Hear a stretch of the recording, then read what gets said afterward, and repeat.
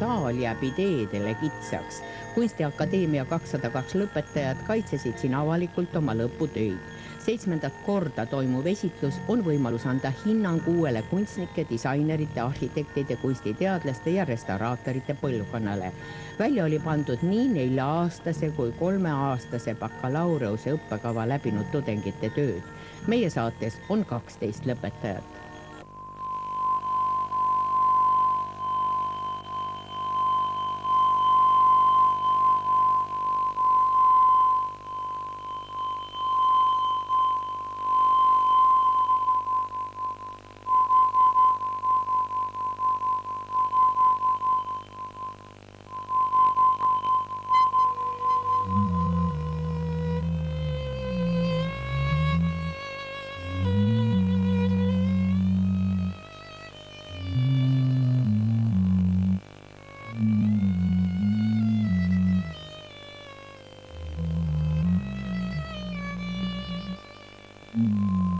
Koostööna on valminud installatiivne maali ja muusika koostoimeline komplekt, kus analüütiline, ühel maalil on siis analüütiline kunstnik ja teisel maalil on pragmaatiline.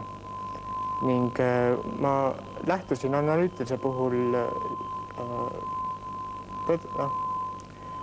nagu arvamusest, et analüütiline on siis midagi teaduslikku või sellist maailmakäsitlust, mis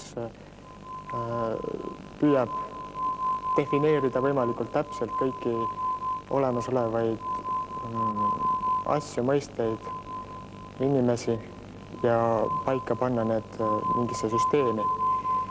Ning pragmaatilise puhul siis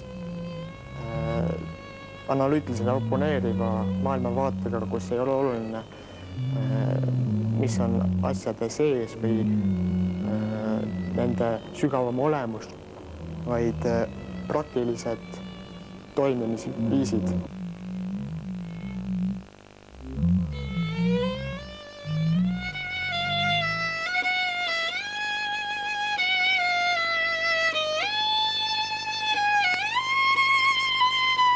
Kui ma esimest korda tal Kunstiakadeemia toas seda nägin, siis kohe tulid mul teatud mõtted. Mul ei olnud veel päris selge, mida teha, aga me hakkasime selle üle diskuteerima ja mõtted vahetama ja siis ma läksin sama päeval veel elektromuusika stuudios, Muusikaakadeemias ja siis läksin stuudioruumi, võtsin viioli ja hakkasin improviseerima ja see ongi sisse läinud sellesse muusikasse teatud transformatsioonidega, aga ja siis see taust, mis tagab on, see on suures osas mõtteliselt ajendatud ka selle maali taustast, mis on ju ka selline sellest, võib-olla paberist, võib-olla riiest, mis iganes fantaasial pole piire selles suhtes. Mulle tundub, et kui me otsime seda, mis eristaks tänaseid tudengeid eilsetest, siis nad on rohkem kahe jalaga maa peal.